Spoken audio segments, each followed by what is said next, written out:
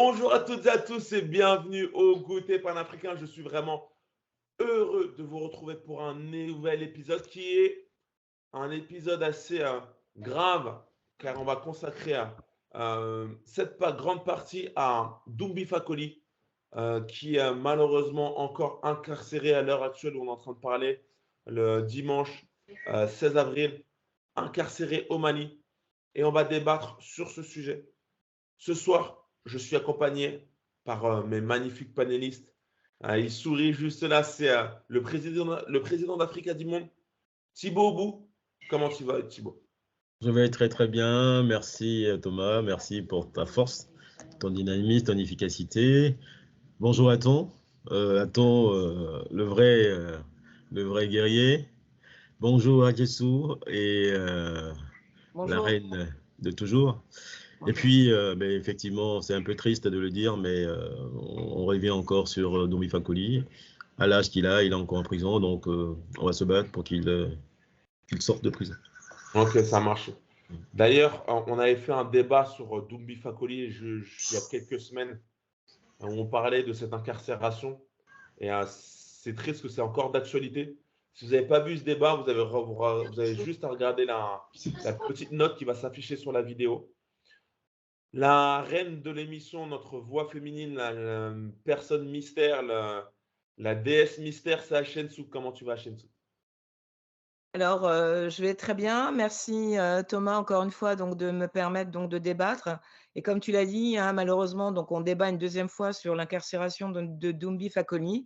La première fois, donc, on manifestait effectivement notre désapprobation et aujourd'hui, donc, on voit que sa détention est prolongée. Donc là, on est, complètement révoltés par, la décision de le maintenir donc dans les geôles. Donc là, ce soir, on aura juste, à le redire. Merci beaucoup. Merci à toi. Dernière personne, Aton, notre, notre vaillant, notre guerrier, comme me dit Thibaut. Comment tu vas ce soir, Aton? Pas tous, pas trop bien. On est toujours un peu triste par rapport à la libération de Doumbia. On voudrait bien qu'il soit libéré. On n'oublie pas que cette personne-là, qui est née le 1er janvier 1944, a 79 ans et est encore dans les geôles des prisons maliennes. Et on se demande bien pourquoi. Et j'espère qu'on en débattra encore, sachant que son premier livre, c'était Mort pour la France. Peut-être qu'il y a peut-être une cause et conséquence, mais j'espère qu'on débattra de ça. Ça marche. Qu'il sera libéré au plus vite, quoi, puisqu'à cet âge-là, on ne doit pas être en prison, on doit être vraiment auprès de ses petits-enfants, quoi. Exactement. Alors, pour introduire, tu viens de le faire en quelques phrases. Je vais continuer sur la lancée. Donc, Doumbia Fakoly est né en 1944 au Mali. Il a grandi au Sénégal et a fait des études en France, notamment, il a été diplômé d'un DES pardon, de banque.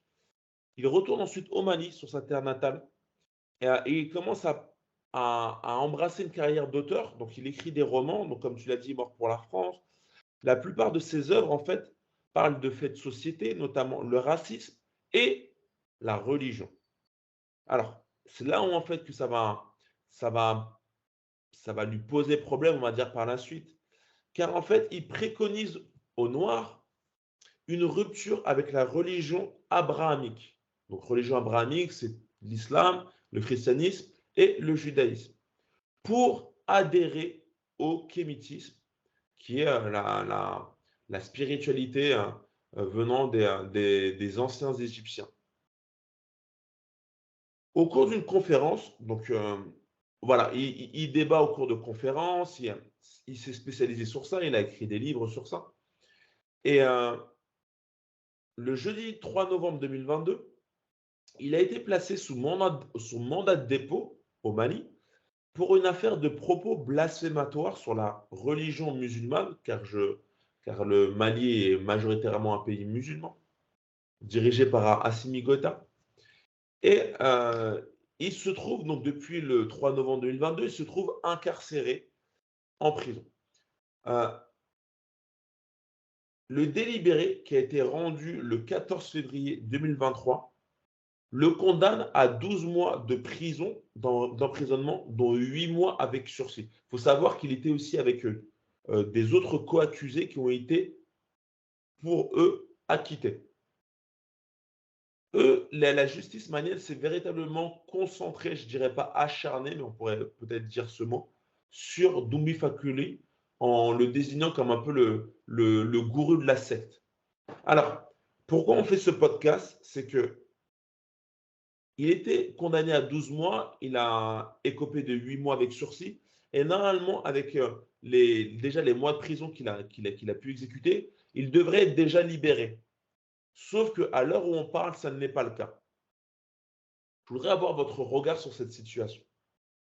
Thibaut, je te laisse démarrer, ensuite on va faire Hachensout et Aton.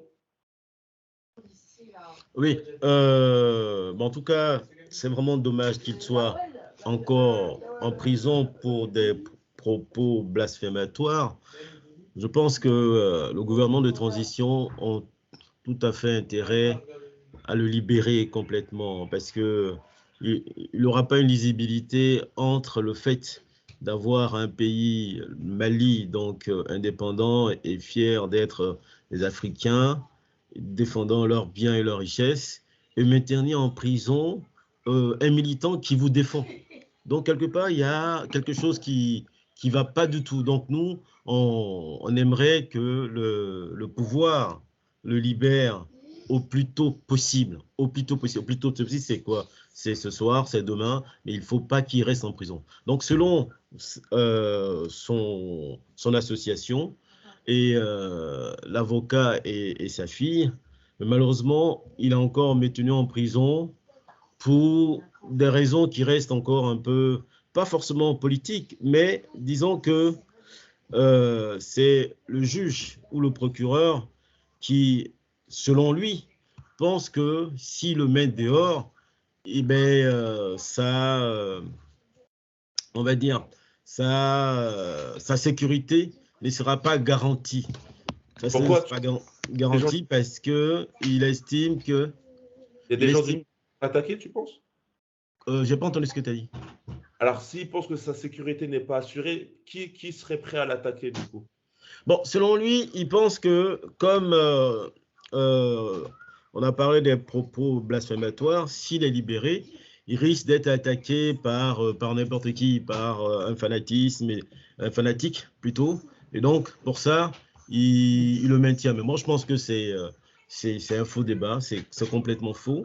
Et comme malheureusement, en l'Afrique actuelle, ce qui est souvent présenté n'est pas forcément la réalité et la vérité. Souvent, il y a des négociations en sous-main, des trucs qui ne disent pas leur nom, la corruption. En fait, il y a des trucs qui ne sont pas clairs. Mais nous, ce qu'on sait et ce qu'on aimerait que le gouvernement fasse, c'est qu'il le libère. Et donc, bientôt, on va essayer de faire en sorte que son avocat puisse venir se goûter panafricain pour nous dire un peu réellement où est-ce que nous en sommes. Et après, l'avocat, on va essayer d'inviter sa fille pour que sa fille nous dise aussi en tant que famille, de dire aussi ce qui se passe et pourquoi leur père à 80 ans reste encore en prison.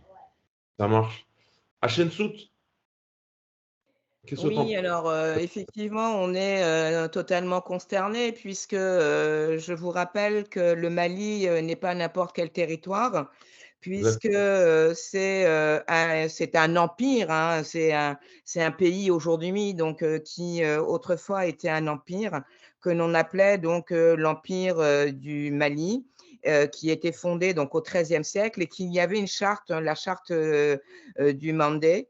Et que dit cette charte? Je le rappelle, hein, parce que pour ceux qui l'oublient aujourd'hui, c'est qu'il était proclamé un principe fondamental, une vie est une vie, que nul ne s'en prenne gratuitement à son voisin, que nul ne cause du tort à son prochain, que nul ne martyrise son semblable.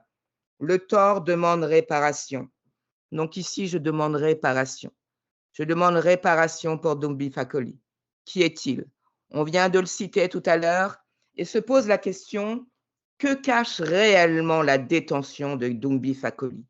Est-ce que le fait juste de prôner l'origine traditionnelle donc des Africains qui constituent en grande majorité ce territoire-là, de son passé glorieux qui n'était pas musulmane, qui était proprement traditionnaliste et africaine, que se cache réellement cette détention. Je rappelle qu'on ne peut pas refaire le procès puisqu'il y a un avocat. Il y a donc des instances, et je crois en la justice de son pays, que Doumbi Fakoly va être libéré. La seule chose que je rappelle, c'est qu'au travers de l'incarcération, il y a la marque d'une contradiction historique. C'est-à-dire qu'il y a un avant et un après l'incarcération de Doumbi Fakoly. Il y a en arrière-plan des intérêts qui sont à l'œuvre et qui ne dépendent pas essentiellement du peuple malien. Ça dépend effectivement d'une myriade de personnes qui appartiennent à des pays autres que le Mali, qui ont intérêt justement à attiser et à mettre de l'huile sur le feu. Et on sait très bien que le Mali aujourd'hui, de par sa contradiction, comme je viens de le citer, c'est-à-dire que c'est un pays fondamentalement traditionnaliste. Donc, comment se fait-il qu'elle est musulmane et qu'aujourd'hui, ce sont des musulmans qui décident de l'avenir d'un tel pays, d'un tel continent, et que dans la constitution du Mali, il est prôné la laïcité. C'est une très belle phrase que tu viens de dire parce que quand tu dis laïcité, moi j'entends beaucoup plus voilà, égalité, la liberté de parole, la liberté d'expression, la liberté d'avoir aussi une conscience différente. C'est le cas de Doumbi Fakoly. Qu'est-ce que tu en penses, Aton? Sachant qu'on a beaucoup parlé du Bah, Mali, on le prenait en exemple, un pays qui a un peu arraché son indépendance avec Assimi Goïta. Et là, malheureusement, qui emprisonne un kémite qui cherche à éveiller les consciences, on va dire. Toi, qu'est-ce que tu en penses un peu? voilà, en fin de compte, c'est pas le Mali qu'on met en exergue. Hein. Là, on est tous d'accord, c'est pas le Mali. On est content que le Mali se libère et on voudrait que toute l'Afrique prenne le chemin du Mali. Qu'on soit clair dans nos propos. Hein. Qu'on soit clair, on voudrait que Pourquoi tu toute voudrais que l'Afrique se toute libère. l'Afrique prenne ce chemin pour une certaine Ah oui, indépendance, pour le panafricanisme? ce serait clair que toute l'Afrique puisse prendre et qu'on libère vraiment tout un peuple. Mais en dehors de ça, ce qui se passe là, c'est très flagrant d'un combat culturel et historique, à savoir c'est le retour à la mémoire ancestrale et la mémoire africaine tout simplement.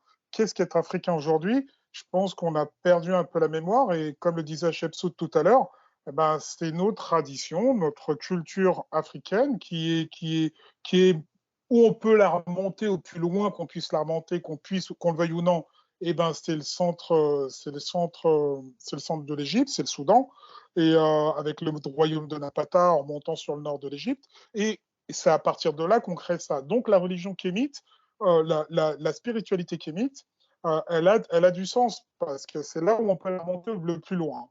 Ça, c'est une base, et c'est pour ça qu'on la montre africaine. Maintenant, ce que nous dit Doumbi Fakoly dans tous ses ouvrages, hein, c'est retrouvons notre mémoire. Et aujourd'hui, on a perdu la mémoire dans deux religions qui ne nous appartiennent même pas. Et quoi qu'il en soit, aujourd'hui, il est dans un enclos qui est orienté vers la Mecque, musulman tout simplement. Et peut-être qu'il serait temps de retrouver un peu sa mémoire et même plus que ça, de remettre des institutions, je dirais, africaines. Parce que, en dehors de ça, on se base sur des institutions qu'on prend même d'ailleurs. Je veux dire, notre système de jugement, eh ben, il n'est pas africain, quoi. Il n'y a rien n'est africain. Dans même le système de jugement avec le juge, mais c'est pas africain. Donc, notre système de jugement lui-même est à mettre en valeur. Derrière nos religions, notre système de jugement et la manière dont est traités nos contemporains d'aujourd'hui, qui sont simplement des ancêtres qui essayent de revenir à l'africanité. Voilà, si on peut résumer ça comme ça, je le résumerais que faudrait retrouver nos mémoires, et vite. Ok, donc voilà, Aton a partagé son point de vue et c'est assez pointu quand on parle de religion parce que il y a forcément des personnes qui écoutent nos podcasts et qui ne sont pas forcément initiés au kémitisme, qui sont peut-être voilà, qui sont peut-être adhérents d'une religion dite voilà, abrahamique, mais qui ont l'esprit panafricain. C'est ça aussi l'essence de notre chaîne, c'est unir cette communauté africaine et afrodescendante en passant ces barrières, on va dire, de la religion. Et là, ce qui s'est passé avec Doumbi Fakoly, c'est que Doumi Fakoli a cet esprit panafricain où il veut élever les consciences. Et malheureusement, ça se heurte à cette barrière de religion. Donc, c'est très difficile, encore une fois, de garder cette unité.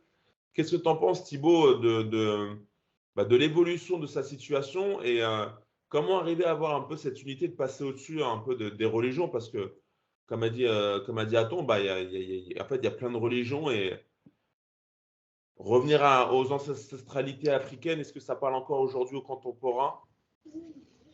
Mais en fait, moi je pense que, bon, attends, il a raison sur l'orientation vers la Mecque des Maliens aujourd'hui. Mais bon, sur le fond, c'est quoi? Le fond, c'est comme une éducation à la maison. Quand les gens sont très bien éduqués à la maison, au final, quand l'enfant a 20 ans, quand il part de la maison, après, quelle que soit la manière dont il agit, il revient toujours sur ses bases. Je veux dire quoi par là? C'est que la spiritualité et la religion, donc l'organisation de la spiritualité dans des temples et tout ça, sont nés en Afrique.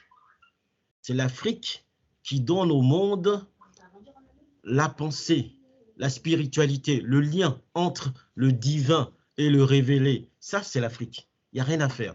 Le reste, ils ont maquillé et ils vivent de ça. À tel point, par exemple, un exemple, puisqu'on est sur le Mali, à tel point que quand, comme il s'appelle, Kanka Moussa, il fait ses voyages, il traverse le Maroc et il part vers le monde arabe et il arrive à la Mecque. Qu'est-ce qu'il fait? La première des choses qu'il fait, il demande aux habitants qui sont là quel est le nombre de Maliens qui habitent le coin. On lui dit le nombre de Maliens. Il dit, bon, écoute, si ça n'est ainsi, moi, ce que je fais, j'achète toute la Mecque et tout le périmètre et je le fais administrer par des Maliens. C'est-à-dire qu'avec des papiers à l'appui, que là, ça sera notre zone. Voilà les tonnes d'or qui représentent l'achat de ces territoires. Vous êtes chargé de l'administrer et moi, je pars. Ça veut dire quoi? Ça veut dire que, en général, en Afrique, la religion n'a jamais été un problème.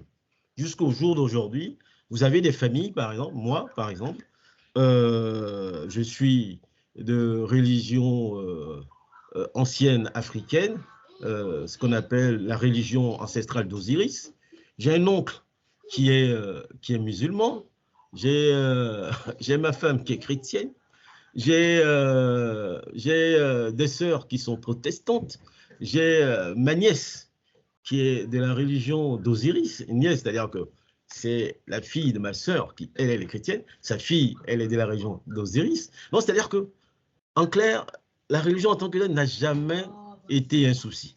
Mais par contre, il faut reconnaître qu'après, il y a eu l'instrumentalisation de la religion pour orienter des intérêts économiques.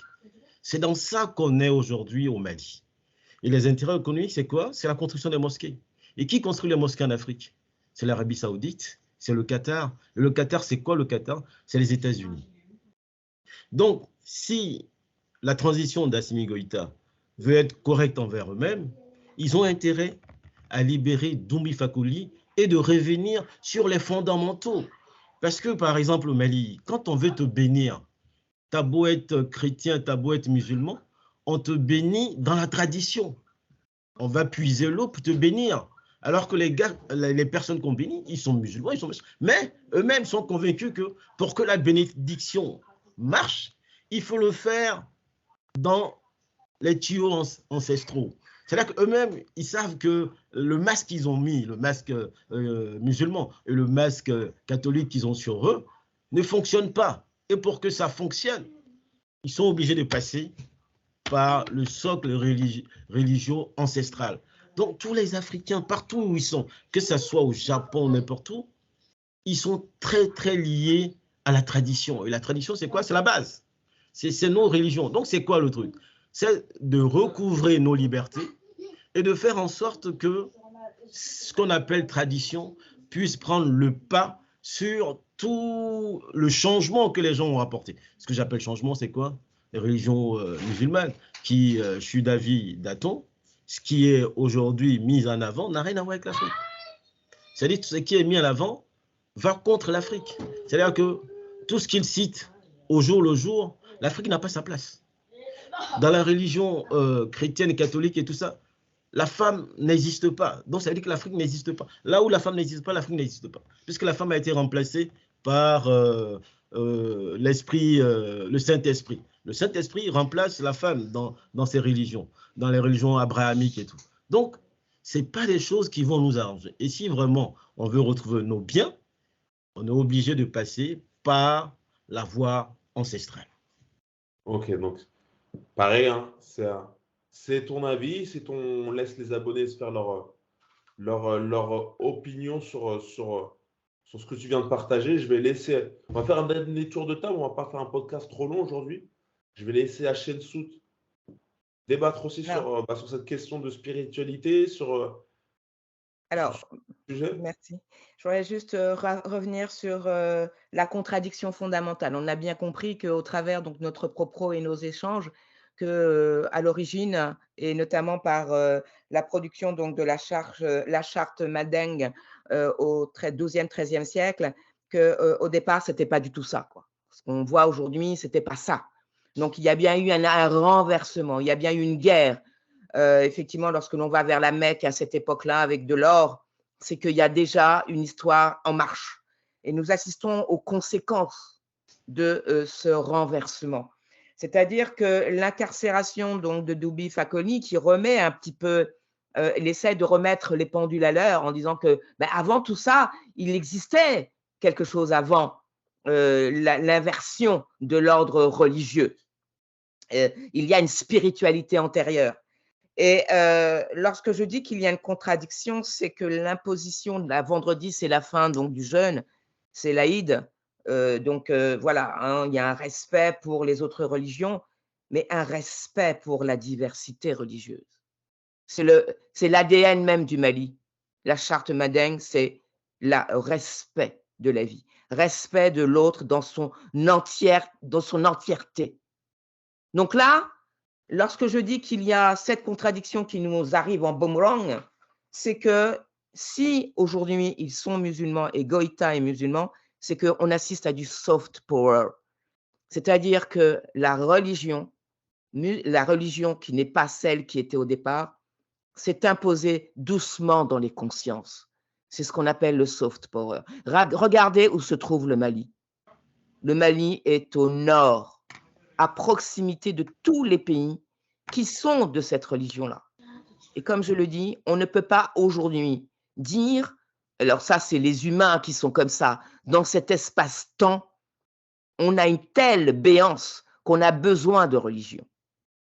Mais les conséquences pour l'Afrique sont telles que le soft power est confronté à un autre hard power qui est effectivement la religion musulmane que l'on appelle les djihadistes. Qu'est-ce que le djihad? Qu'est-ce que le djihad? Si ce n'est pas dans la même tradition que les croisades. Les croisades, je rappelle que c'est une guerre qui a été déclarée par Urban II, qui était un pape. La croisade, c'est une manière pour les chrétiens de partir en pèlerinage sur un lieu saint armé. Le djihad, que veut dire le djihadiste? Les djihad ont à peu près la même pensée, c'est de défendre un lieu saint, de défendre une mentalité par rapport aux infidèles. Donc, est-ce que Doubi Fakoli est un infidèle? Je vous pose la question. C'est un sage. Il se rattache à la tradition de ce pays-là. Donc, soft power, hard power.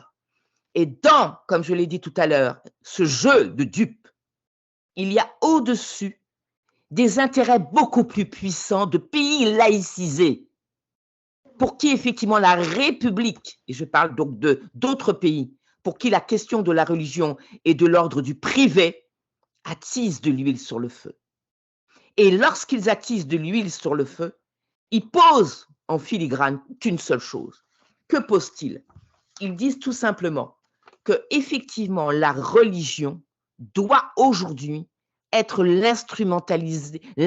instrumentalisée pour créer un appel. C'est-à-dire que les Maliens doivent appeler les pays qui sont laïcs à leur secours. Et la question qui se pose, quel est le devenir du Mali?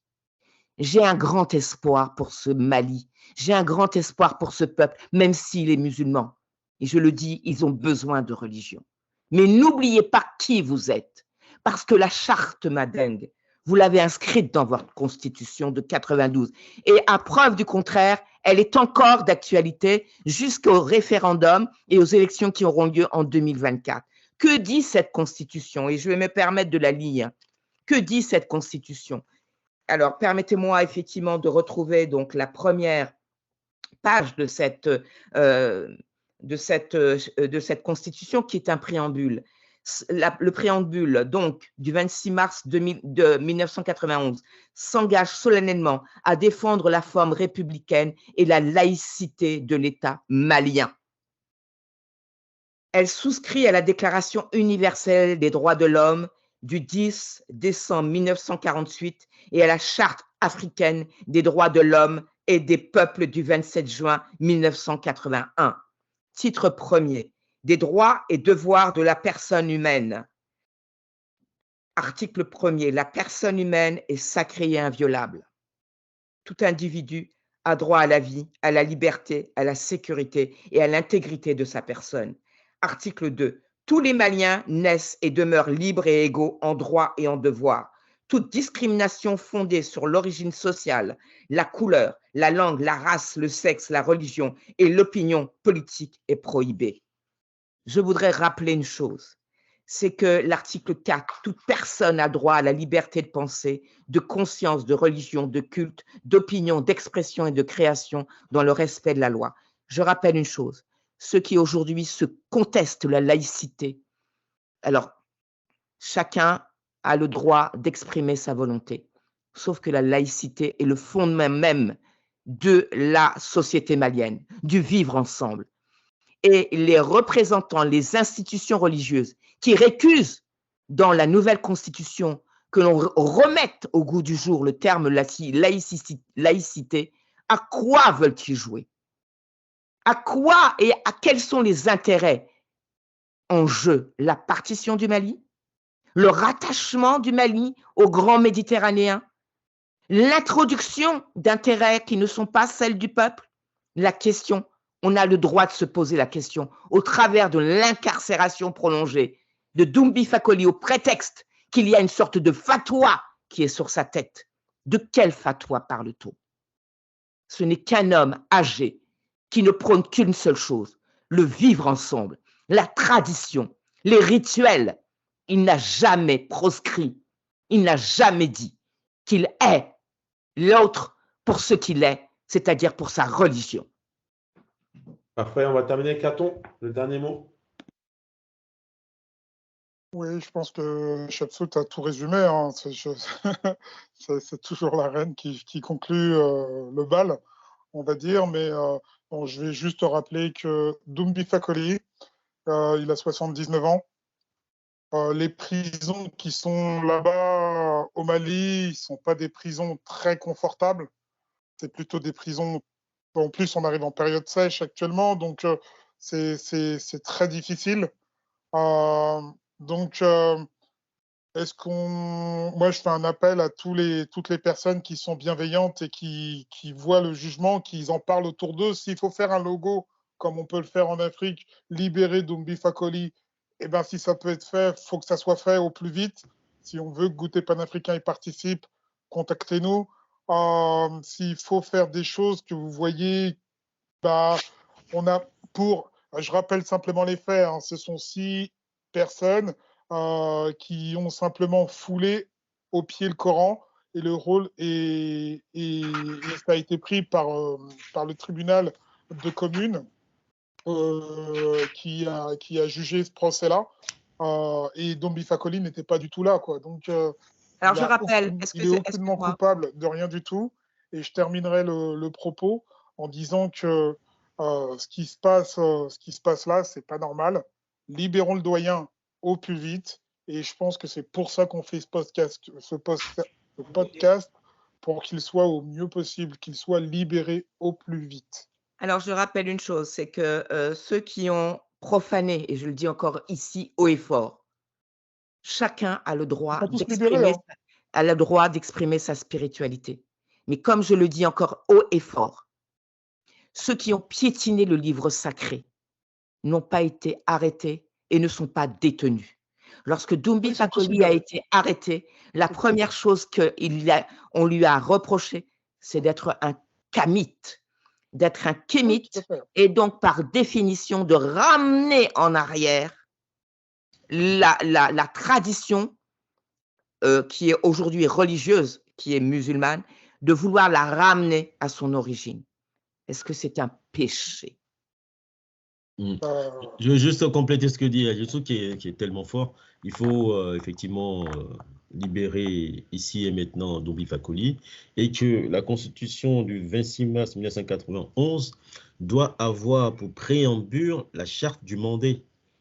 La charte du Mandé va au-delà de leur constitution actuelle qui ne prend pas en compte vraiment l'être humain.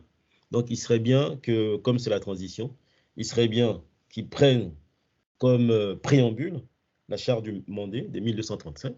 Et avec cette charte, je pense que logiquement, s'ils pensent à eux-mêmes, ils ne peuvent que libérer Doumbé Fakoli, puisque c'est ce que dit la charte.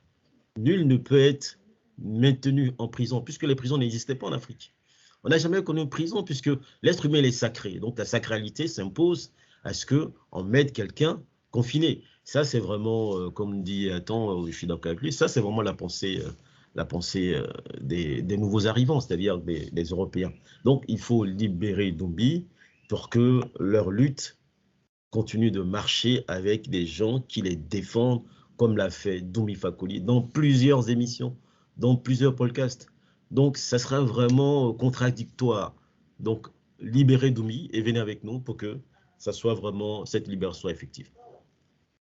Magnifique conclusion. Comme tu l'as dit, libérez-le et venez avec nous. C'est notre chaîne, c'est notre principe. C'est peu importe on va dire les origines d'où vous venez, si vous avez la mentalité de vouloir voir l'Afrique avancer, de voir l'Afrique s'unir, de ne plus voir des personnes comme Doumbé Fakoli qui ont soutenu le gouvernement qui finissent en prison. Si vous voulez vraiment voir le continent africain et sa diaspora s'unir et aller dans le bon sens, rejoignez notre chaîne YouTube, abonnez-vous à notre chaîne YouTube Goûter Panafricain, laissez des commentaires, laissez vos avis, laissez des likes. Notre but, vraiment, c'est de bâtir une magnifique communauté sur le panafricanisme. Et ça va être notre but de mettre le maximum de contenu sur la chaîne YouTube. Donc, pensez à vous abonner également sur les podcasts. Ils sont disponibles sur Spotify. Merci à vous, les panélistes. On vous tiendra au courant s'il y a des nouvelles sur la situation de Doumbé Fakoli. On vous laisse bien vous reposer et on se retrouve très très bientôt pour un prochain podcast.